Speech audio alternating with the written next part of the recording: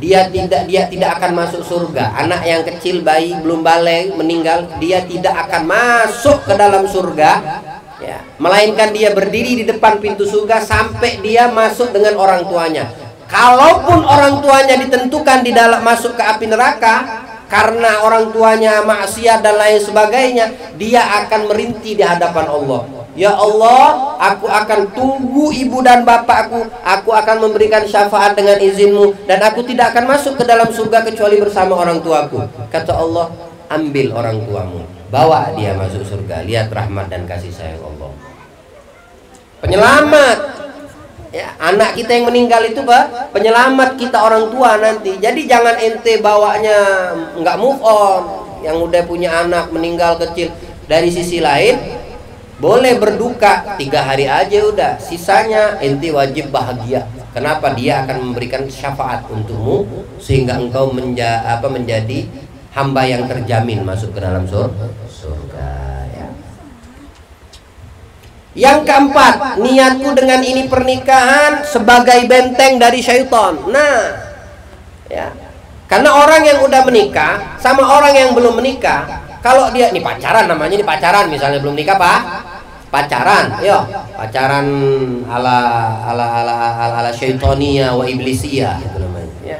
Jalan gandengan, berangkul kayak ini, hai sayang, umpama, ya. Begitu cantiknya wajahmu kayak rembulan redup-redup. Pujiannya wah selangit, namanya perempuan dipuji, bagaimana kira-kira?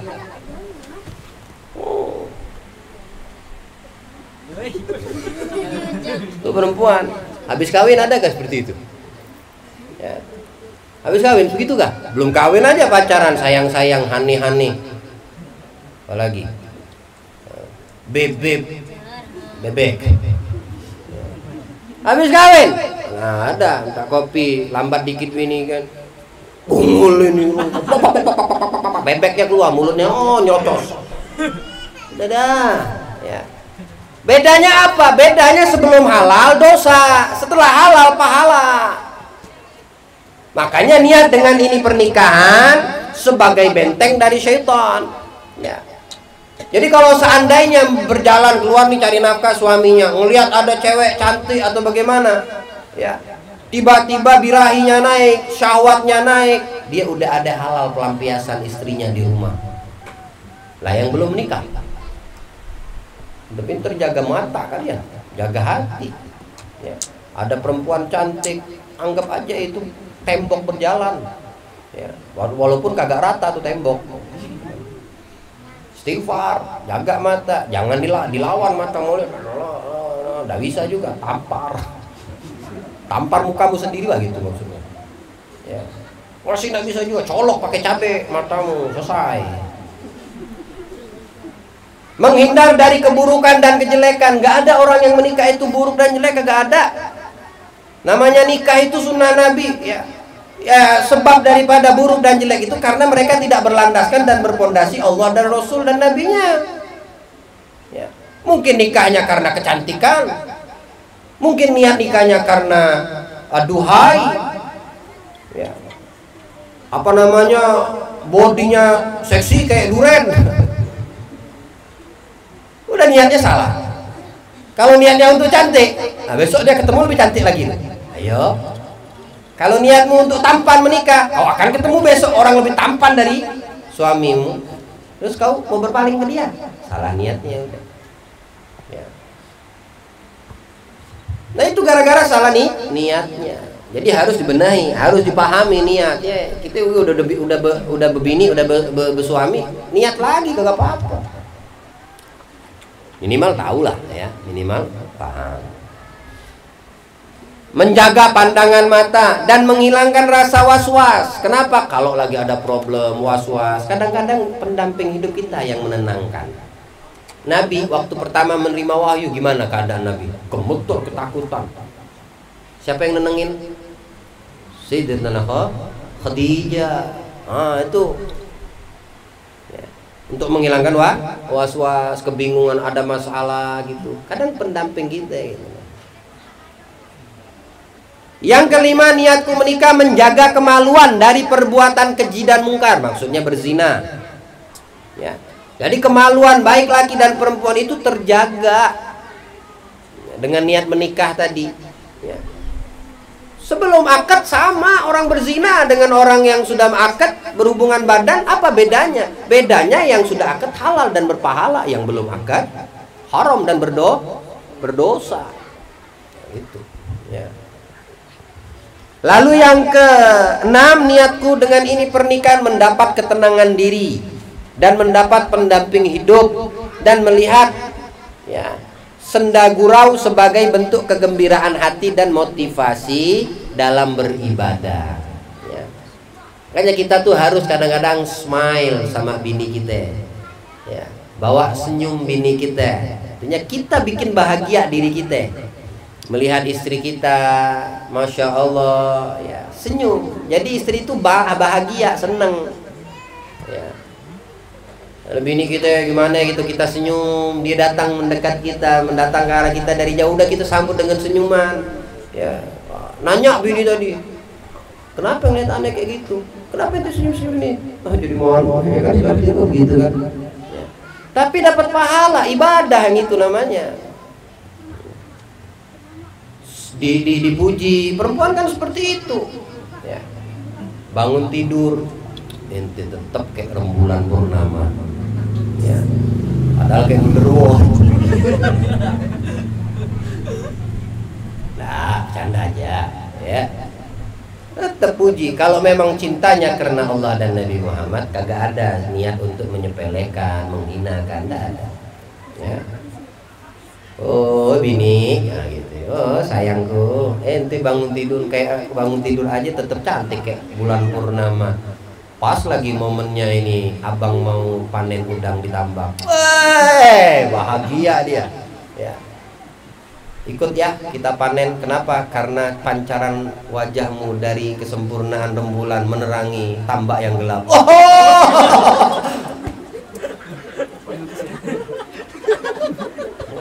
Begitu, disenengin bini itu dengan pujian. Bilang Nabi itu kadang-kadang Nabi bilang dalam hadis begini, perempuan itu ya, syawirun wala tutihun. Ajak musyawarah, sharing istri itu, bini itu, tapi jangan ditaatin kata Nabi. Artinya apa? Bahagiakan perempuan itu, dihargai, seneng, walaupun dia tidak diikuti ke masukan dari dia ngasih masukan. Begini bang, bagusnya begini. Oh begitu ya. Tapi kalau seandainya begini gimana lah kira-kira sayang? Kalau menurut saya, kata si bini, bagusnya begini bang, gini-gini. Oh gitu, oke. Ente hargain. Tapi ente tidak taatin. Dia ente hargain, seneng, walaupun tahu dia tidak ditaatin. Nah, dia tidak diikuti arahan dia, tapi dia seneng. Makanya bilang Nabi, ajak dia musyawarah. Tapi jangan diikutin. Maksudnya kalau tidak kurang bagus, kurang serk sama ente ya udah kagak usah diikut. Tapi kalau bagus anjurannya ikut, ditambah lagi seneng dia. Ya. Kalau bagus kagak diikutin, intinya blow on. Yang ketujuh, niatku menikah menekan hawa nafsu serta mengelolanya, mengendalikan maksudnya. Apa maksudnya menekan hawa nafsu kemudian mengendalikan? Kan dua karakter yang berbeda, betul lah. Kadang dari sisi ini yang memancing emosi, kadang dari sisi ini yang memancing emosi. Di sini dengan niat ente menekan hawa nafsu, kalau ente temperament, ente bisa kendalikan. Udah ada niatnya, ya. Sebelum nikah udah diniatkan sama dia, ya. Dia bisa mengendalikan tingkat emosinya, hawa nafsunya, mendidik dia dengan tidak mengikuti hawa nafsu, itu sudah diniatkan ya. Menjalankan hak-hak dalam rumah tangga, jalankan haknya. Istri sebagai suami, sebagai kepala rumah tangga, jalankan haknya. Istri sebagai ibu rumah tangga, jalankan haknya sebagai saling memberi, saling berbagi, saling memperhatikan satu sama lain dan saling menutupi kekurangan yang ada ya. Mendapat pahala kesabaran atas akhlaknya. Oh, ini penting. Ya. Dapat pahala kesabaran dengan akhlaknya, menjaga sifat tidak baik darinya, berusaha membenahi kalau seandainya ada yang tidak baik. Jangan diomelin, ada yang kurang itu dinasehati, dibenahi. Ya. Jangan dimarah, dibentak-bentak, nggak boleh. Nabi Muhammad itu berwasiat sebelum meninggal, istausu bin nisa'i khaira. Perlakukan istrimu dengan baik, hargai binimu dengan baik. Ngomong angkat suara sama bini ngebentak aja kagak boleh, apalagi ringan tangan. Ya, apalagi ringan kaki. Ya. Itu amanat dari Allah bini. Pahami kita kaum laki, ya. Bini itu amanat dari Allah, dipegang sama Allah, dirangkul sama Allah, dipeluk sama Allah, lalu kita minta, bilang Allah ini amanat, kau sanggup? Insya Allah sanggup ya Rob. Anak pegang itu amanat, dikasih sama Allah. Udah dikasih, dia khianat sama Allah, gak boleh. Artinya khianat apa? Bininya dibentak, disegaknya, kemudian dimaki-maki sama dia bininya. Mana boleh, ini amanat Allah. Wasiat Nabi berbuat baik sama bini. Kalau dia ada melakukan kesalahan wajar, karena Nabi sendiri sudah mengatakan perempuan itu naqisatul din wal aql. Perempuan itu kurang akalnya dan kurang agamanya. Akalnya setengah, agamanya juga setengah. Maksudnya gimana agamanya setengah? Kalau datang haid, stop setengah ibadahnya, kagak boleh sholat, kagak boleh puasa, ya kan?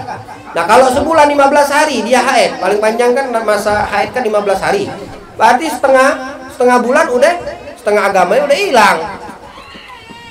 Kurang dari sisi akal bagaimana? Karena lebih dominan istri wanita itu berpikir dengan hati, bukan dengan logika akal.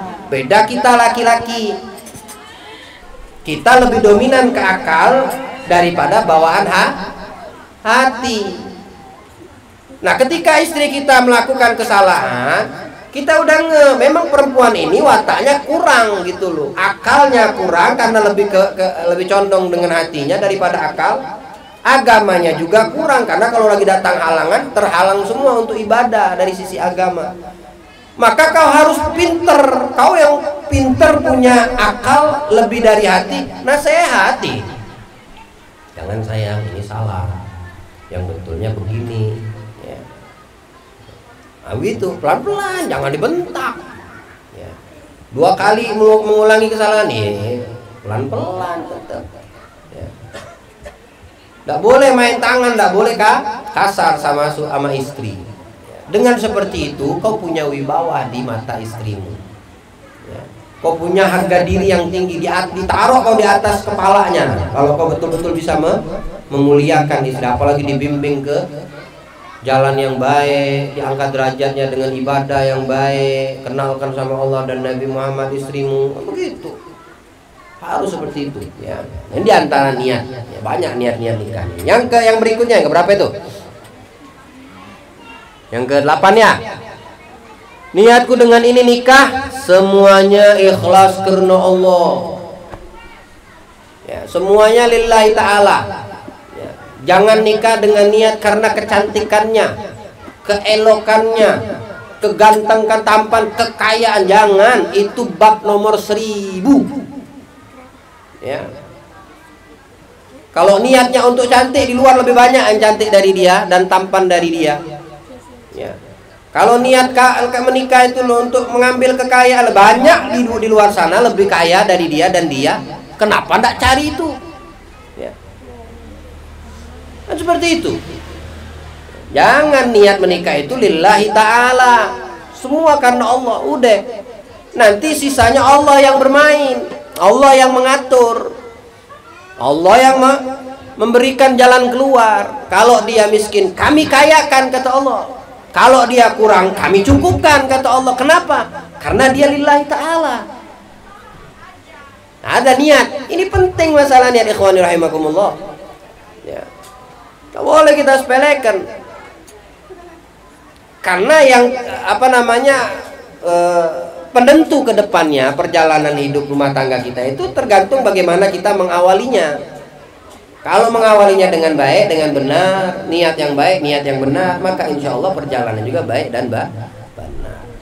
Yang berikutnya, niatku dari semua yang aku lakukan, baik ucapan dan berbuat perbuatan karena Allah. Ente marah karena Allah kepada istrimu, ya. Jangan marah karena nafsumu, jangan marah karena nafsu. Kalau marah emosi karena nafsu, itu setan yang bermain. Makanya tidak heran kalau ada suami ringan tangan sama istri. Tapi kalau seandainya dia marah karena Allah, dia terkendali walaupun suaranya keras, walaupun ibarat bahasanya dia membentak, tapi tetap dia bisa mengendalikan hati dan nafsunya. Kenapa? Karena emosinya karena Allah dan tujuannya mendidik. Beda kalau nih emosinya seorang suami kepada istri itu dengan bawaan syaitan dan iblis. Amat jenis yang betul. Jenis yang betul. Akhirnya dia ringan main tangan, main terajang aja, main dupak kayak bola bini dibuatnya. Diangkat, dilemparnya. Waduh. Parah seperti itu, apalagi suaminya badannya gede misalnya. Mana boleh gitu, udah bukan karena Allah. Ya. Ini perlu ya. Karena menjalani kehidupan rumah tangga itu ini ada aja tuh nanti terjadi itu. Dan itu lumrah. Lumrah, jangankan kita, Nabi ngalamin, apalagi kita. Tapi lihat bagaimana Nabi menyikapi. Itu yang mesti kita cari tahu dan mencontohnya. Ya. Kalau kita keluar daripada cara Nabi menyikapi rumah tangganya, ya udah parah. Siapa lagi panutan kita ya kalau gitu? Siapa lagi contoh tauladan kita? Ya, ini harus kita pahami. Dan yang terakhir, niatku dengan pernikahan ini sebagaimana yang diniatkan hamba-hamba Allah yang soleh dan yang mengamalkan ilmunya. Kalau sudah ini tertanam di dalam hati setiap mempelai, laki atau mempelai perempuan, ya, kemudian dilanjut dengan membaca doa. Ya, apa doanya? Doanya ini saya terjemahkan ya. Ya Allah, berikan kecocokan untuk kami sebagaimana mereka hamba-hambamu yang soleh. Ini dua karakter berbeda.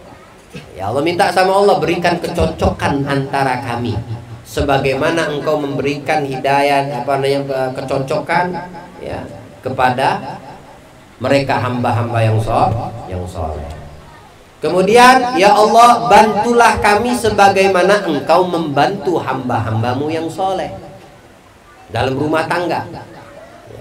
Kemudian ya Allah, sempurnakan bagi kami segala kekurangan yang ada, dan terimalah apa yang ada dari kami, dan jangan palingkan kenikmatanmu untuk kami walau sekejap mata. Turfatain. Ini doa nih, setelah niat ini doa minta sama Allah. Bagusnya apa? Habis sholat duha nih. Kalau ini kan ke depan ini, lusa ini kan akadnya di waktu duha nih. Iyalah. Misalnya jam 8 atau paling lambat setengah 9. Jam 7 sholat duha, pasang niat. Ya, diniatin dalam hati, habisnya baca nih doa minta sama Allah dengan sungguh-sungguh. Hadapkan hatimu sungguh-sungguh kepada Allah saat meminta. Setelah itu berdiri depan pintu rumah, Bismillahirrahmanirrahim, dengan bawa niat yang sudah diniatkan. Tamam. Ini pelajaran buat kita juga ya. Untuk yang belum menikah, yang bakal menikah. Kalau yang sudah menikah, mana ada juga yang gitu. Berarti niatin ada apa-apa.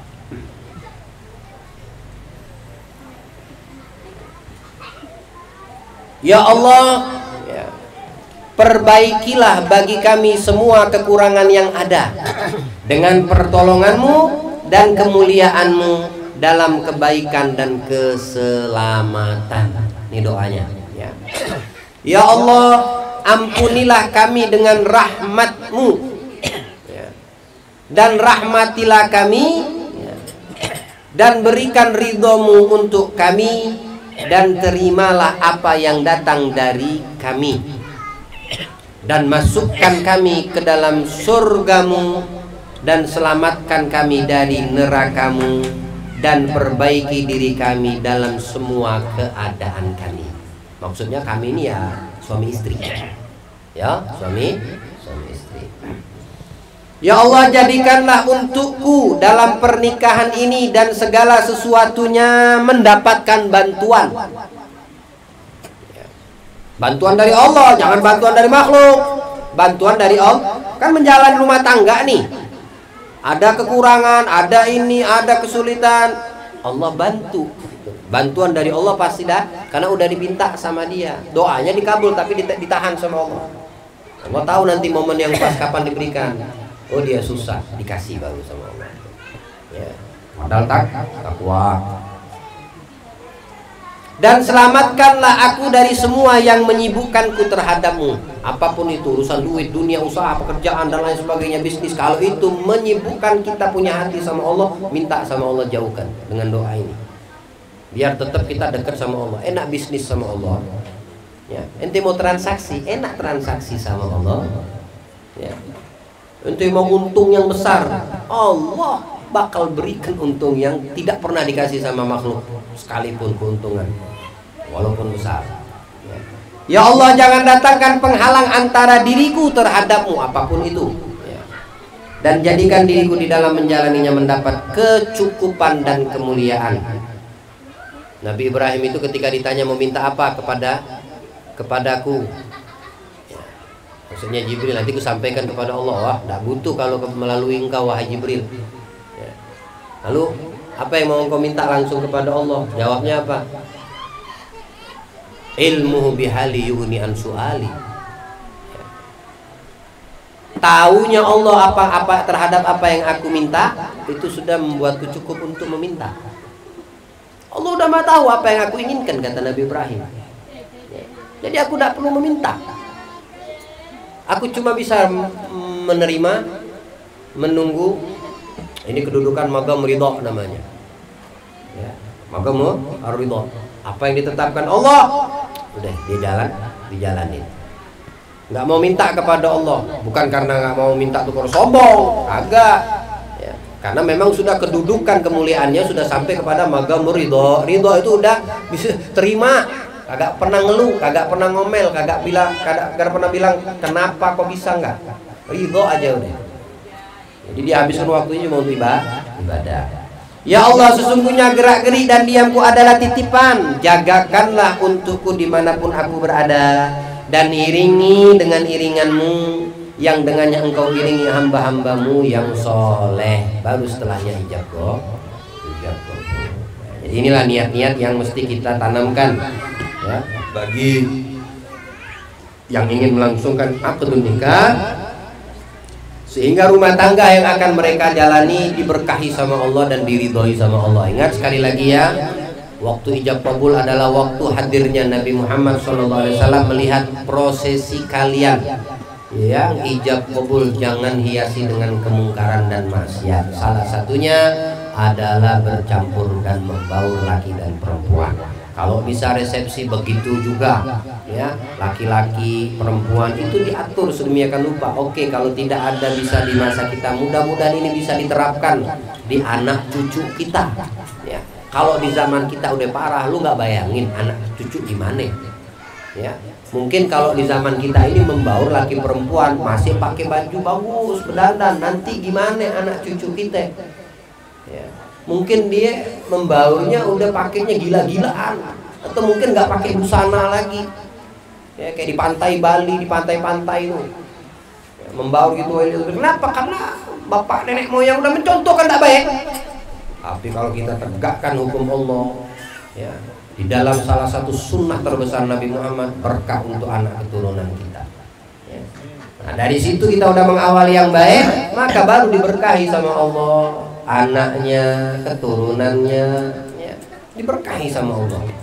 Karena dia sudah memulai dengan baik dan diridhoi oleh Allah. Mudah-mudahan Allah muliakan kita dunia wal akhirah, melancarkan semua urusan-urusan kita dunia wal akhirah, dan Allah mudahkan semua yang susah bagi kita dunia wal akhirah, dan Allah sampaikan segala hajat kita dunia wal akhirah, dan Allah panjangkan umur kita dalam keadaan taat kepadanya di dunia dan di akhir husnul khatimah indal maut.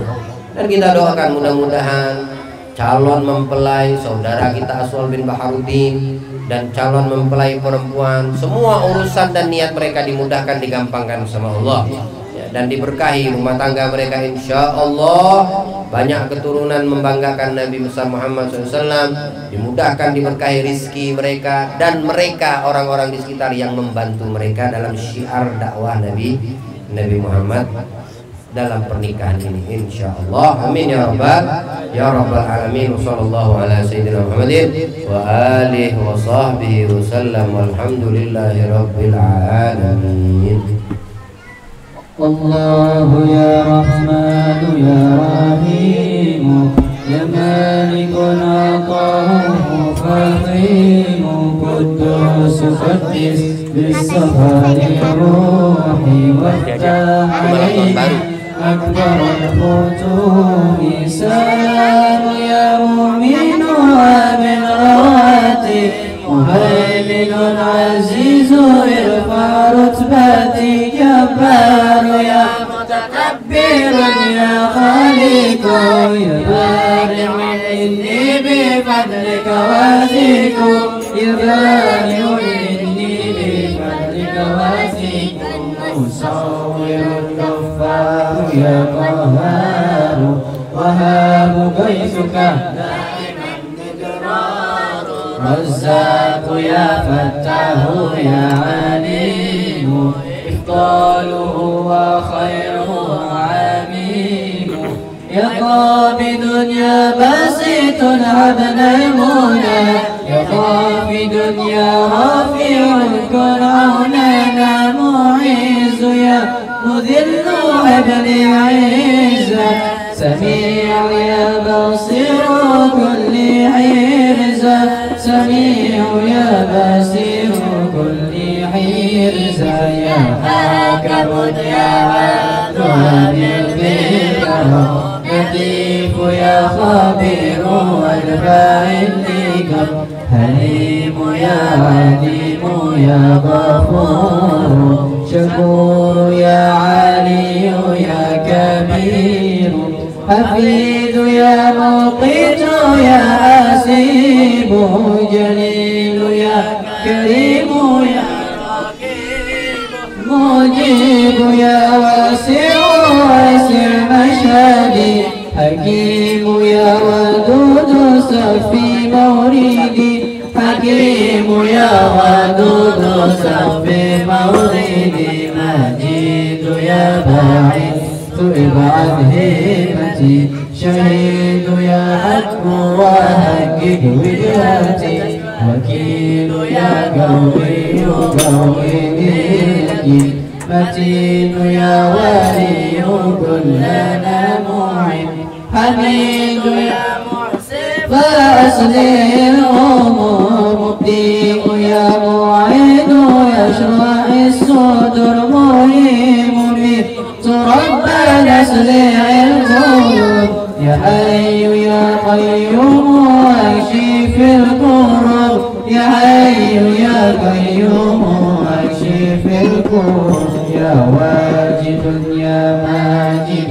هب لنا يا واحد يا أحد عز وجل يا فرد يا صمد أصلح شؤون يا قادر مقتدر جل الحزن مقدم مؤخر كن عوننا يا أخير أكشف ضرنا يا ظاهرا يا باطن اصلح ما ظهر وباطنا يا ولي يا متعالما وباطنا يا ولي يا متعالما تواب تبوى بالرضا يا منتقي غفور يا رؤوف سامح منان يا مالك الملك اعطيني مقامي فأنت ذو الجلال والإكرام أقصيت يا جميع جمال الخير يا ضعيف جر يا مانع يا ضر اكفينا الضرر يا نافع فعنا فأنت المدخر يا نافع فعنا فأنت المدخر يا نور نور وبنا يا هادي بديع عسل باطني والبادي يا باقي يا وارث يا رشيد صبور هدنا فوق ما نريد من كل خير هنا والآخرة وزيد ضعيف لهبة وافرة وهب لنا الحنان يا منان وكن علينا إنك المنان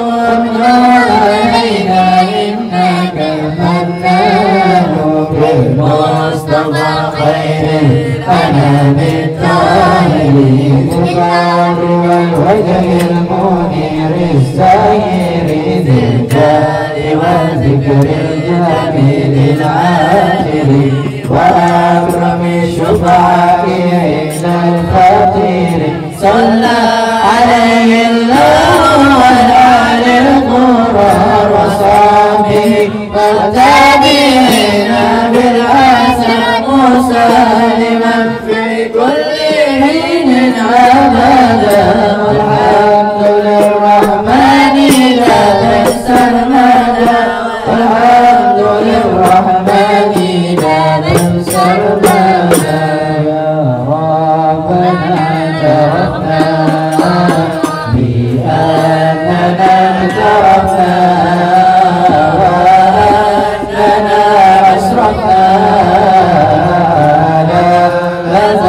أشرفنا فتوب علينا توبة تنسي بكل حظة واستر لنا العورة وآمن رواتي واغفر لوالدنا ربي ومولودنا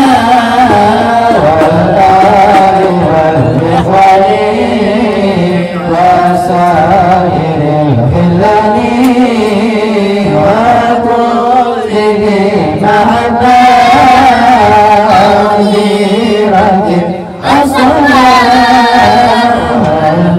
والمسلمين أجمعين آمين يا رب أسماء فضلا وجودا لنا حساب منا بالمصطفى رسولنا بكل سليم بالمصطفى رسولنا بكل سليم بالمصطفى رسولنا بكل سليم صلى وسلم ربي عليه هذا الحبيب وآله وصحبه عند التخصص فيه والحمد لله بالبدء والتنهي